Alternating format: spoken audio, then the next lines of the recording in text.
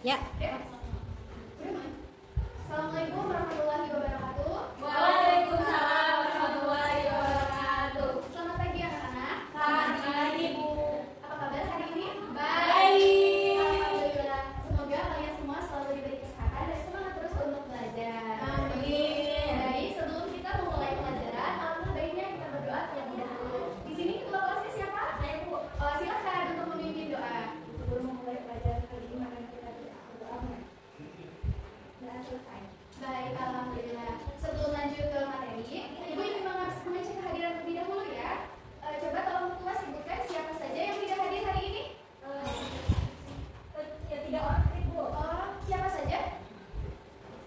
Aziz, Arjuna, iya, aduh, ya Allah, mudah-mudahan yang sakit segera Allah sembuhkannya. Amin. Anak-anak, pernah tidak kalian mengamati sesuatu? Misalnya, mengamati tanaman di halaman rumah, hewan peliharaan, atau benda di sekitar kalian? Pernah tidak kalian mencatat pengamatan itu? Pernah tidak? Pernah. Nah, kegiatan seperti itu bisa kita tuangkan ke dalam teks loh. Jadi, hari ini kita akan belajar tentang teks LHO. Ada yang tahu tidak LHO itu apa? Tahu? Apa itu bisa? Laporan hasil observasi. Pintar, hebat. Jadi, tujuan pembelajaran kita hari ini adalah agar kalian memahami mengenai pengertian, struktur, dan ciri kebahasaan dari teks laporan hasil observasi serta menyampaikan informasi penting dari teks tersebut. Selanjutnya Ibu akan memaparkan materi, kalian simak baik-baik ya. Di sini ada teks laporan hasil observasi.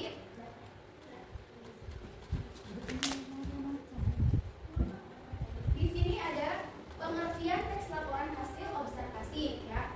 Teks laporan hasil observasi adalah teks yang berisi penjelasan atau laporan tentang suatu objek berdasarkan hasil pengamatan.